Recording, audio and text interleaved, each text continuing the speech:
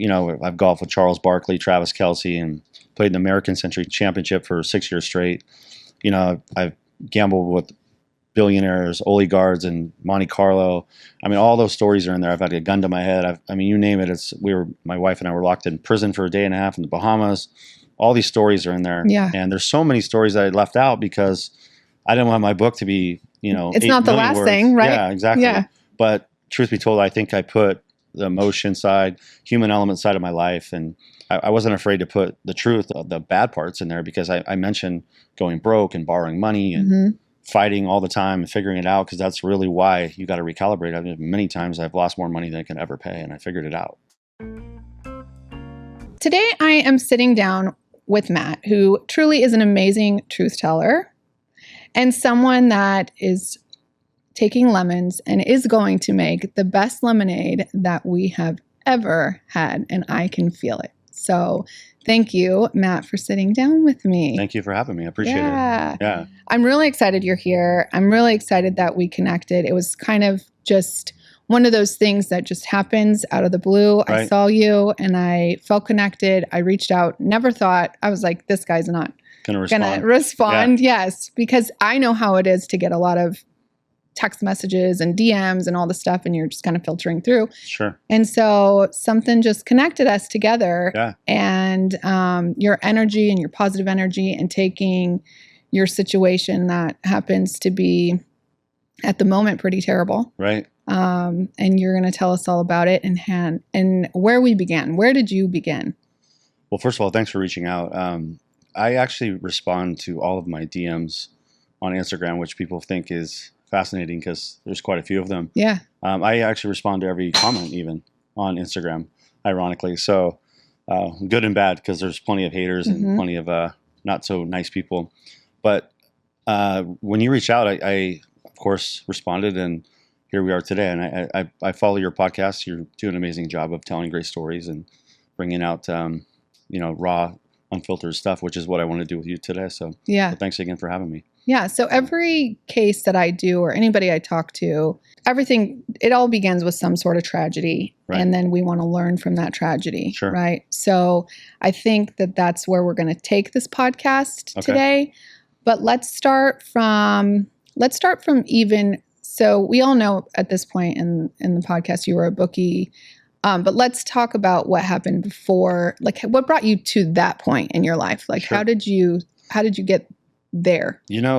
I've been gambling since I was 12 years old, and on a tiny level at that time, of course. Playing poker, doing things like... Yeah, I mean, even just 40-yard dash with my friends, just anything to make the event or wherever you're at more interesting.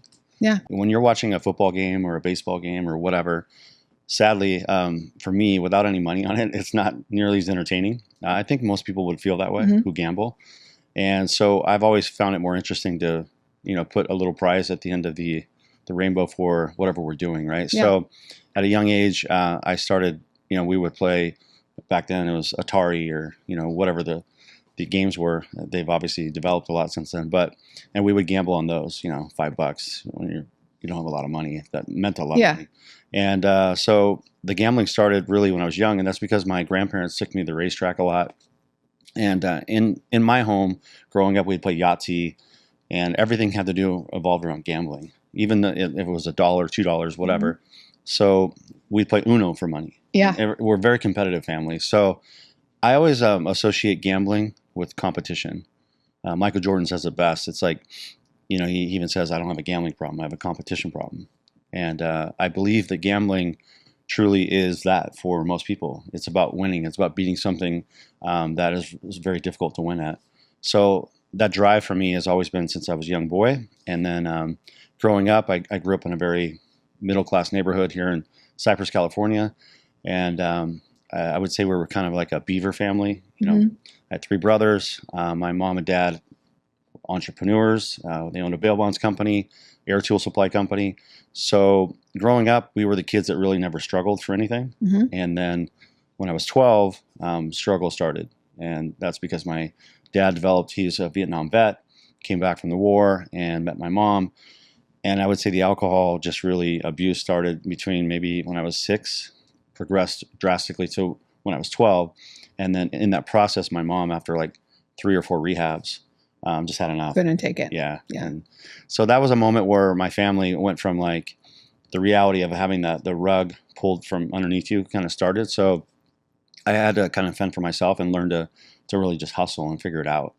So from 12 on is kind of when I started gambling, and also where I developed the skill of just really, fending for myself and fighting for my life and figuring out how to avoid putting any more pressure on my mom, who was working 3 jobs now and trying to keep our house and trying to, take care of 4 boys, while my dad developed even worse of a drinking problem because now he lost his family. His whole life.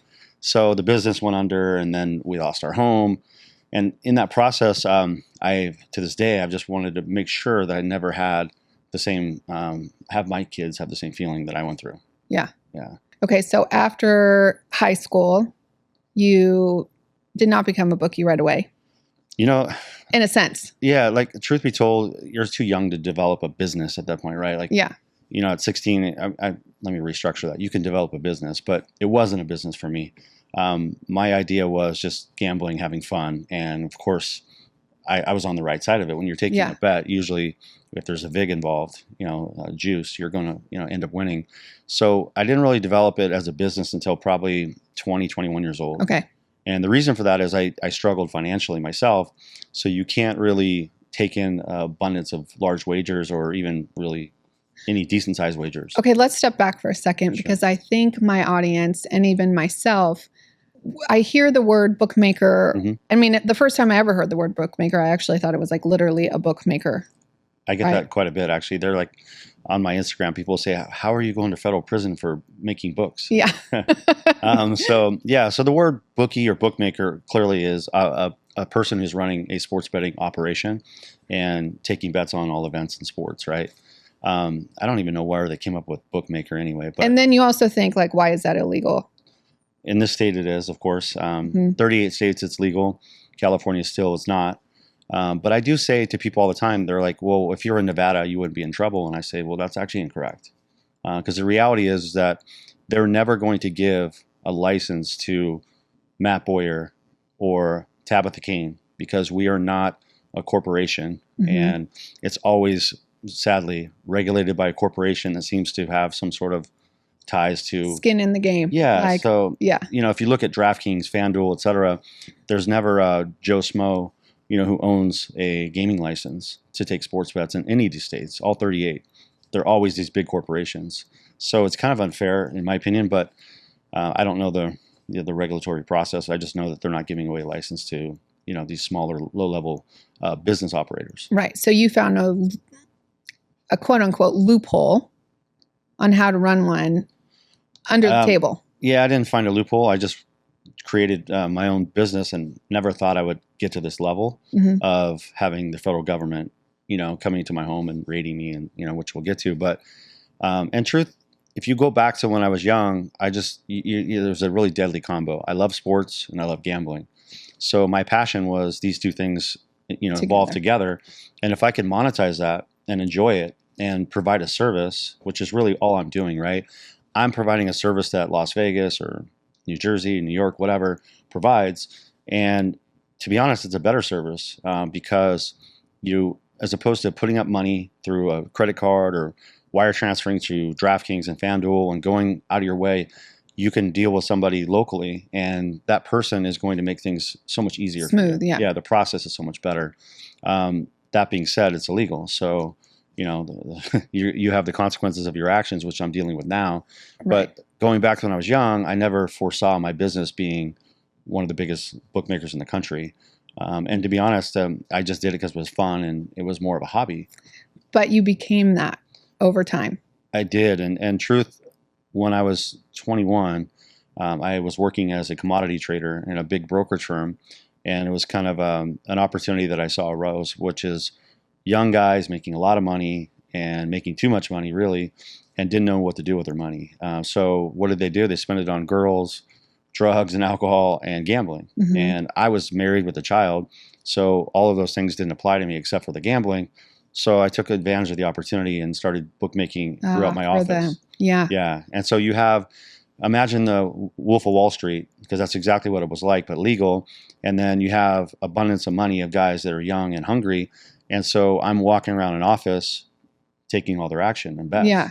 And it could be things from sports to what's going to happen in crude oil that day, or who's going to pick the stock market to go up or down. I mean, we're gambling on everything. Yeah. We actually had, I'll never forget, we're at Morton's Steakhouse here on a private event, and we raced in a 40-yard dash in suit and ties. Guys took off their shoes, and we raced for 10 grand in the parking lot. And the valet drivers coned it off, and it was a big spectacle. These 30-year-old guys running a race. So, and then we had an arm wrestling match there in Morton's. This is a true story. Yeah.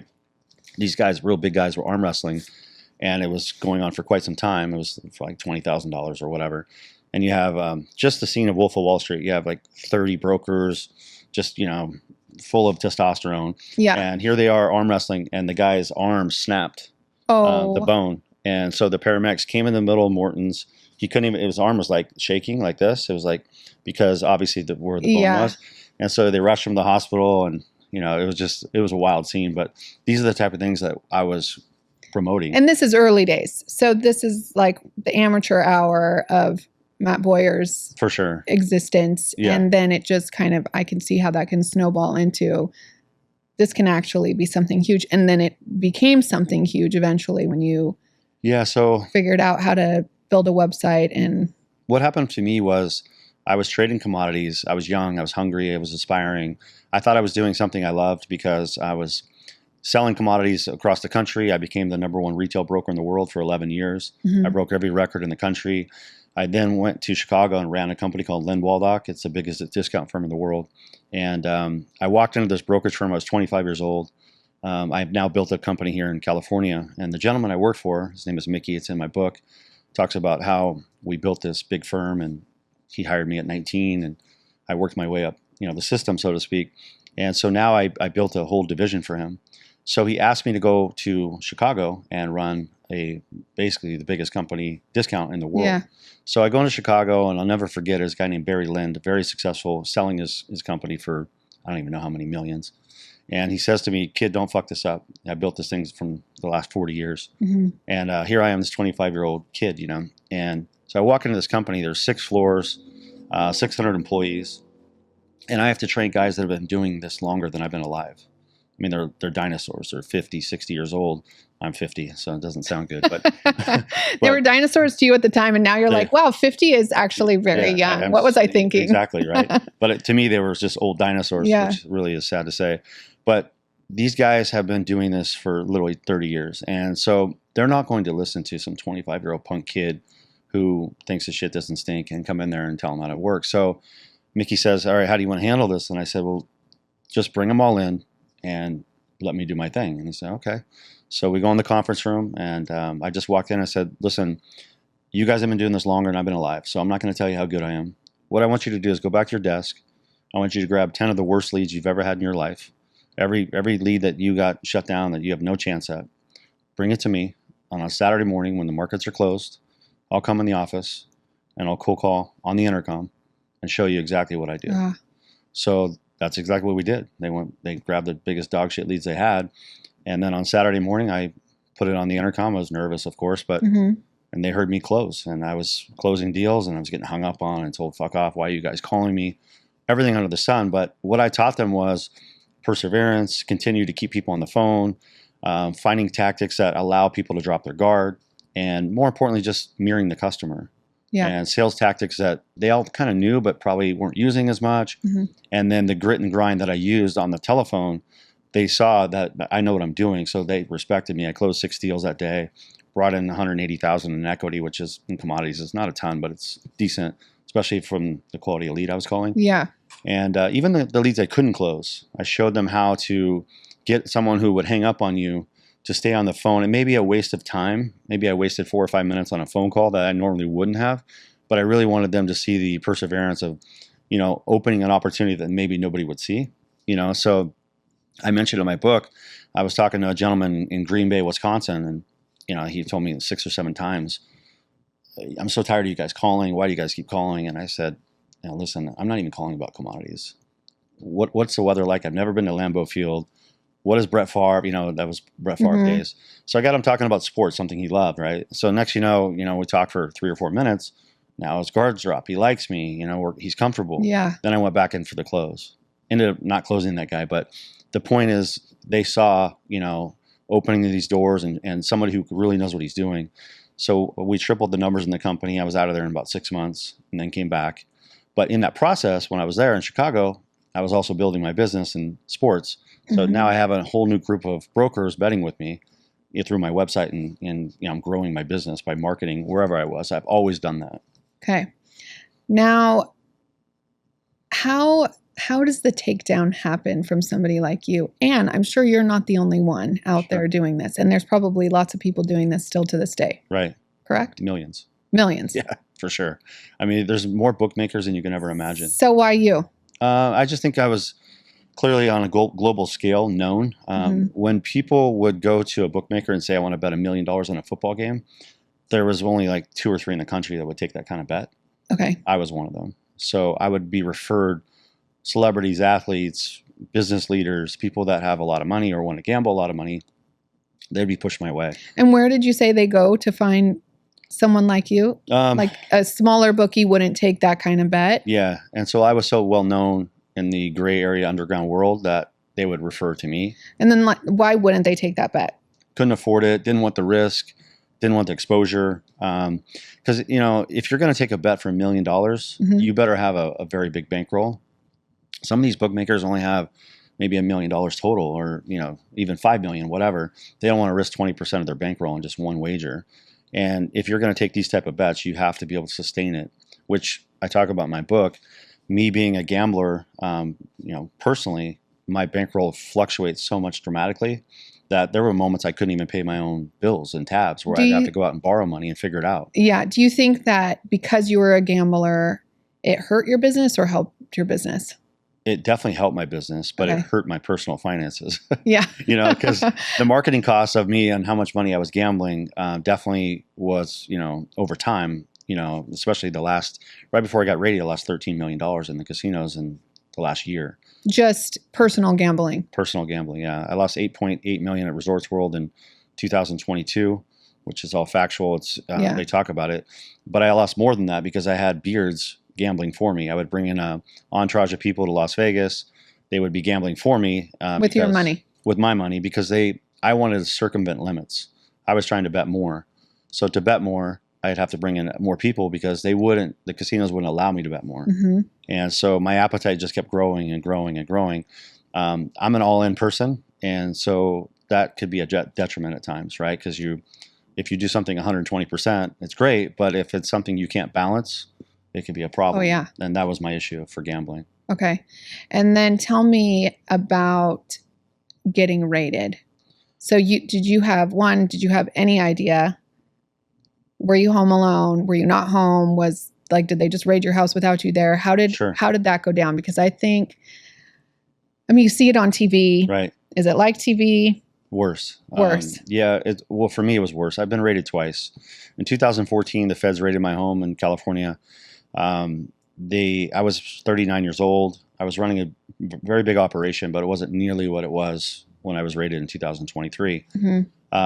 When they raided me in 2014, they took just under $1 million in cash. I signed over what they call an abandonment form, which states that I won't hire an attorney, I won't go after the money, and I committed a crime, but I won't be charged.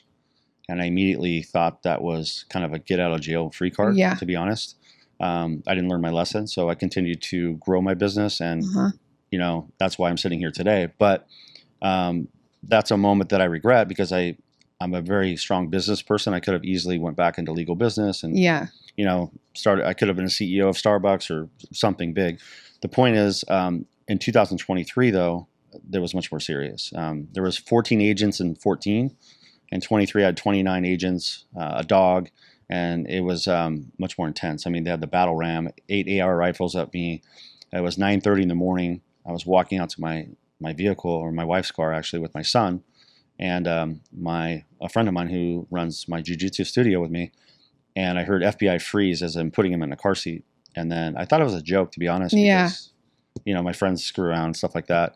And I look over and I seen 8 red dots on my chest. Oh. And then the full, battle gear. So I realized this is going down. And then, it happens so fast, you don't really have time to think or react. So of course you're just going to do whatever they tell you. They asked me who was in the home. My wife and a handyman were in the house, and I knew that was their next move. So as I got backed off, they separate us all. I'm just sitting here in my mind going, oh, my poor wife, because here they go. You can hear them. They're screaming at the door. They're pounding on the door with that battle ram thing because they don't know. Even though I told them, there's no guns, there's nobody in the house other than these 2 people. They still got to protect themselves, and that's their job. I understand that. But it was a little over the top, but they barged through the door and then cuffed her. She come out crying. And did they use that barge thing to get into your house? They did not because Did she opened the door? Well, the garage door was unlocked. They hammered it a few times. I think it's just to awake whoever's they're coming in on. Yeah. And she said she saw the gun coming through the door first. So I don't know if that's how they entered because I can't see this at this point. Right. But it was very traumatic for her, which made it more traumatic for me. And of course, I'm holding my 2-year-old boy, and trying to make him seem like everything's okay, and these are friends of ours, just to calm. You're like, look, policeman. Yeah, I'm truly trying to make jokes of it with him in a sense because I don't want him to feel, because I knew once he saw my wife coming out, he was going to feel, because because she was going to be crying, I'm sure. Exactly. Yeah. So that was really rough. I'll never forget her face and putting her through that. I mean, I had this discussion with her and all of my children. They knew what I did. They knew it was a possibility. I always, kept them aware because, I've been doing this a long time, and I knew that was a possibility, and I didn't want the surprise to be even a bigger surprise. Yeah. Yeah. But ironically, I just got back from Resorts World. So I got raided on a Wednesday, I believe it was. I flew back on Monday, and I actually had a winning trip in Las Vegas, which is rare at Resorts World. I couldn't beat that casino.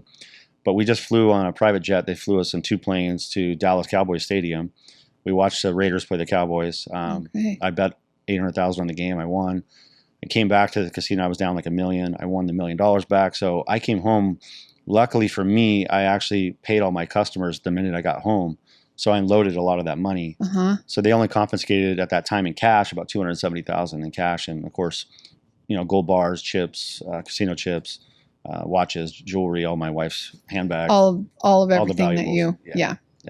And that just goes away.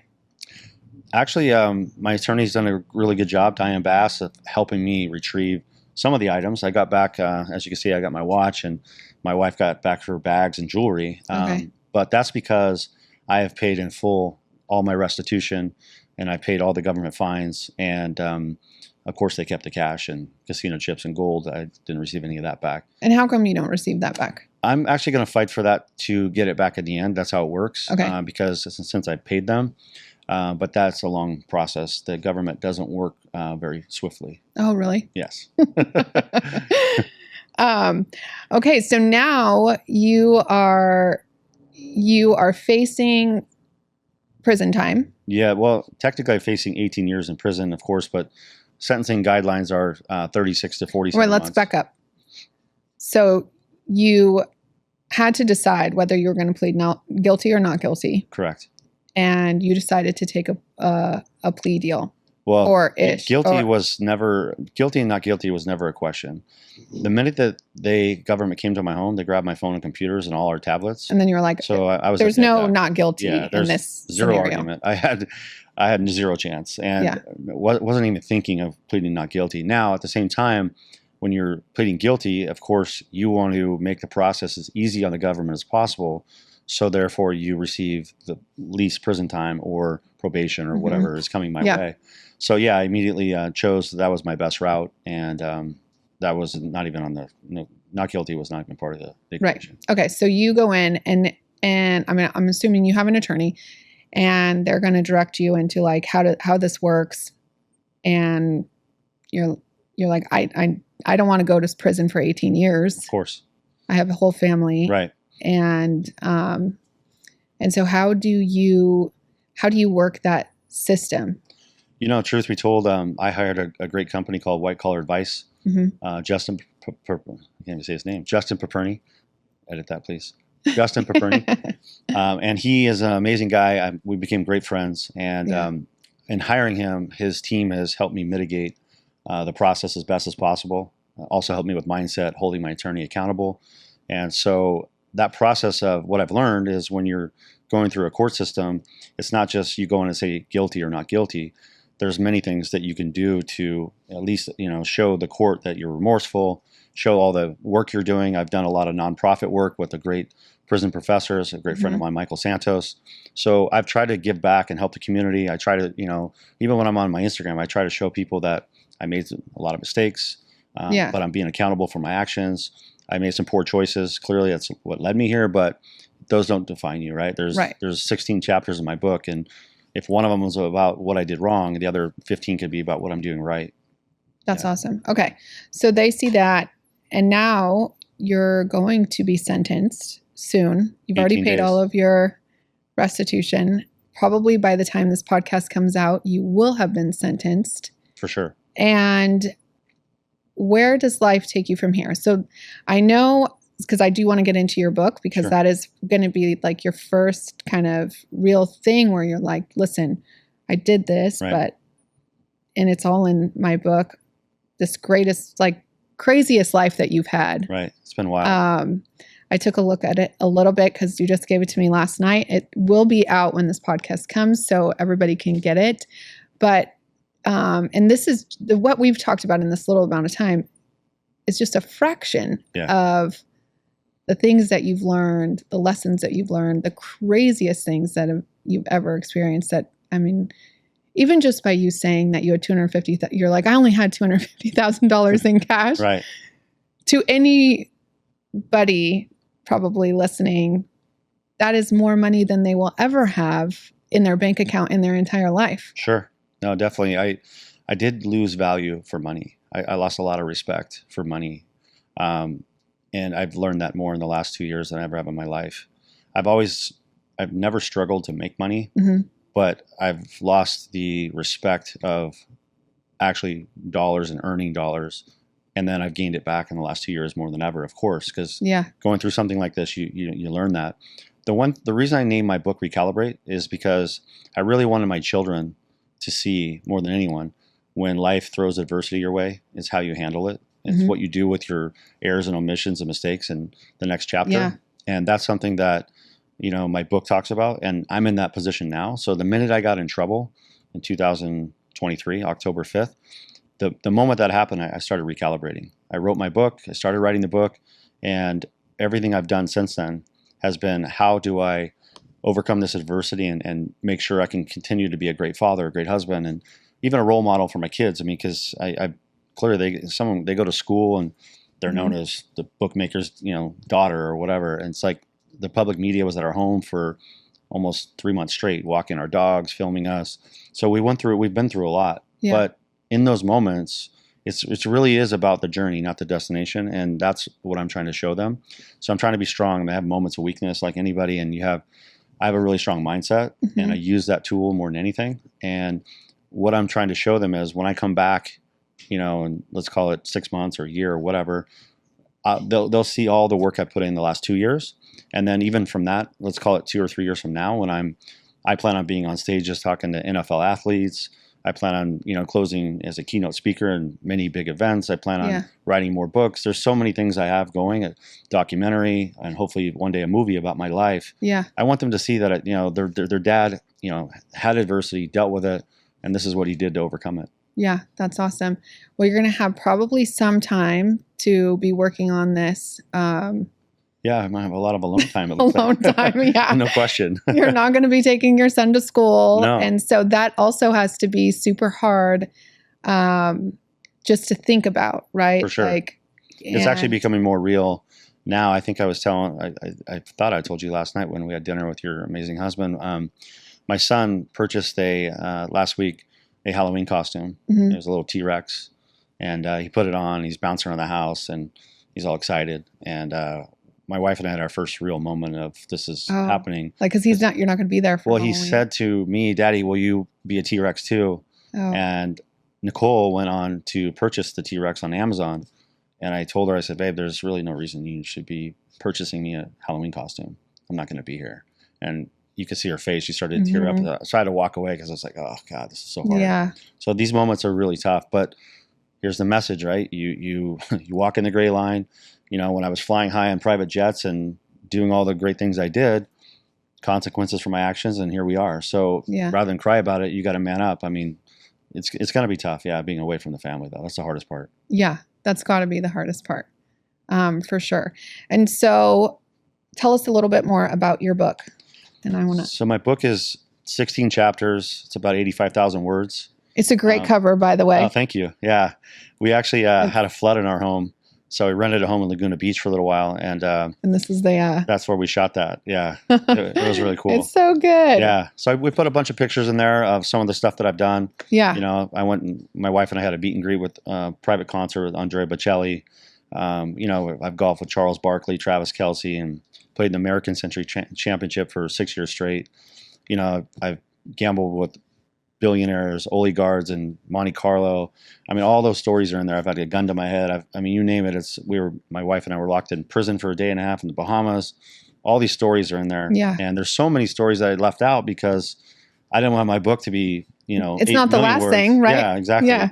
But truth be told, I think I put the emotion side, human element side of my life, and I wasn't afraid to put the truth of the bad parts in there because I mentioned going broke and borrowing money and fighting all the time and figuring it out because that's really why you got to recalibrate. I mean, many times I've lost more money than I can ever pay, and I figured it out.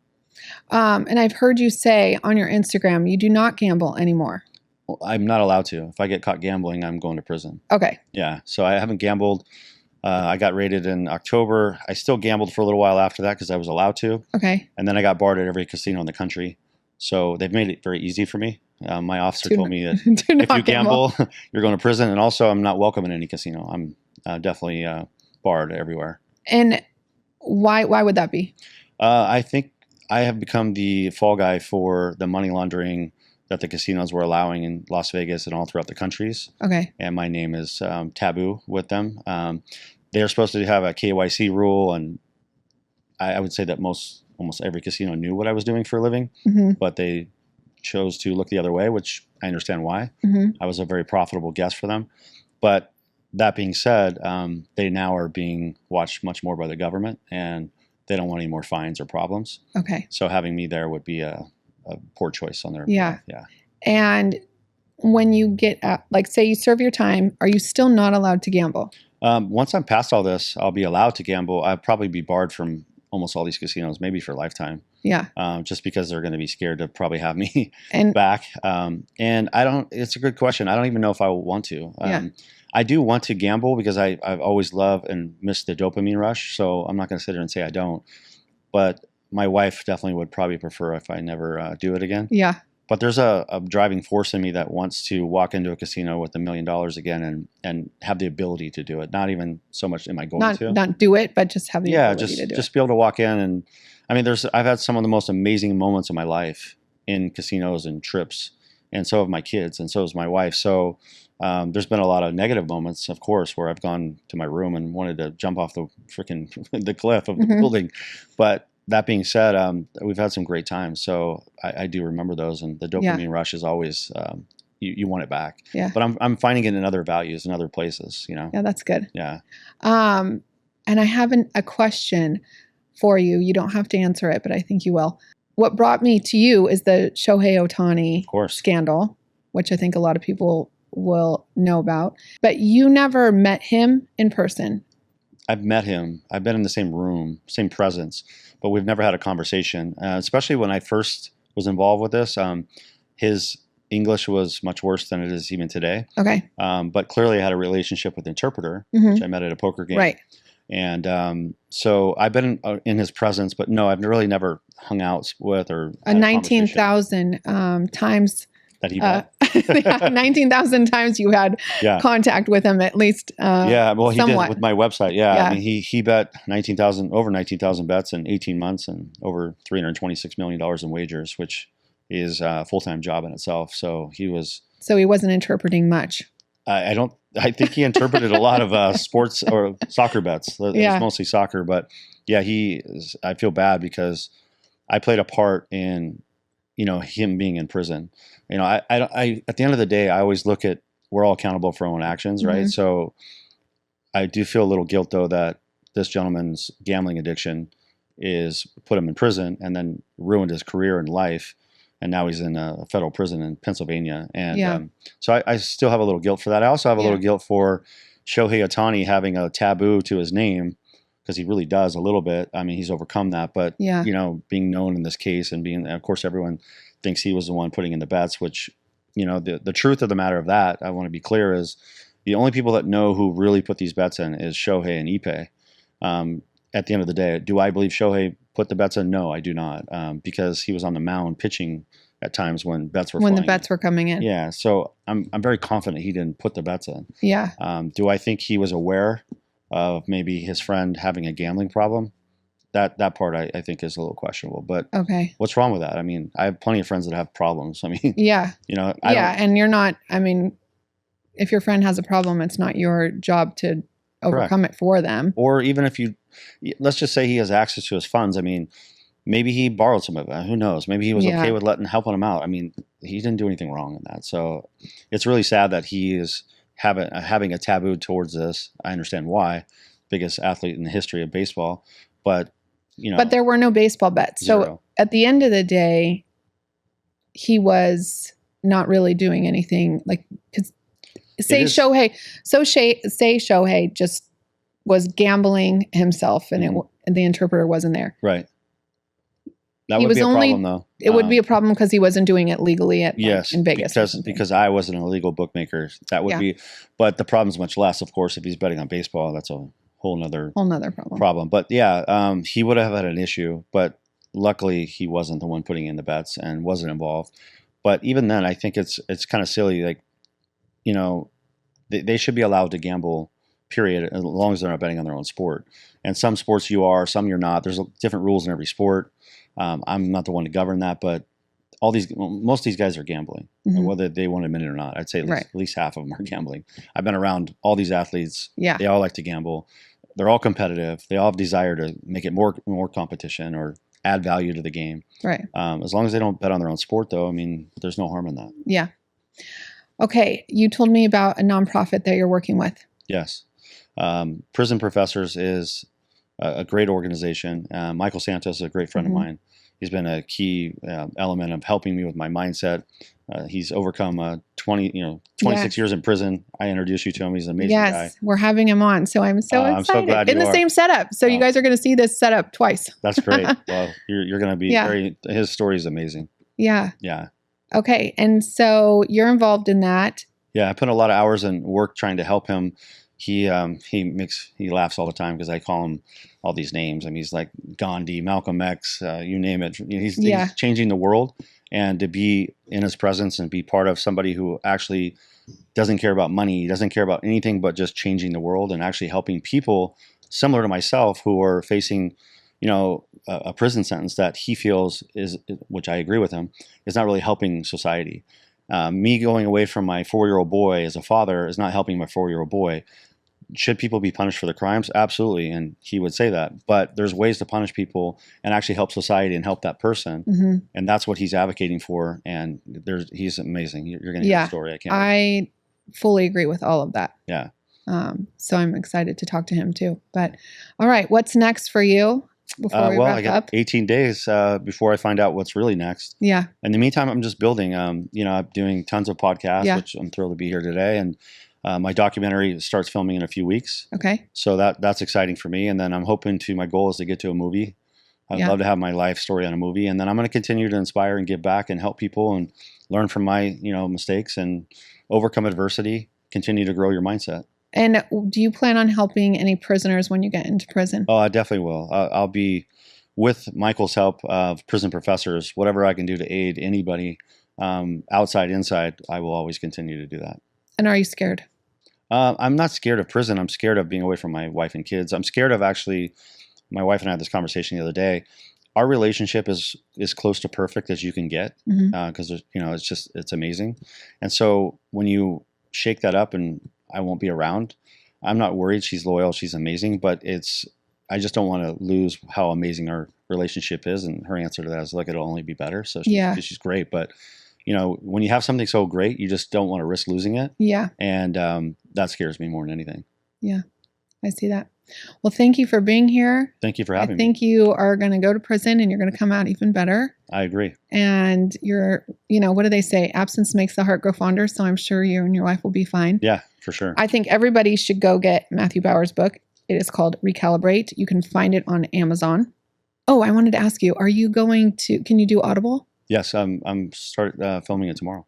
Oh, good. Recording it tomorrow. Yes, when you gave it to me yesterday, I'm like, I always listen to books. Most people do. It's easier. You drive. Yeah, because I'm driving. Yeah. Although I think you should buy the book and have it because there's a lot of great photos in this book, and then just support Matt another way and get it on audiobooks as well. Thank you. I really appreciate it. Yeah. Yeah, great to be here. Yes, thank you so much. I really appreciate it. Yeah, thanks for your time.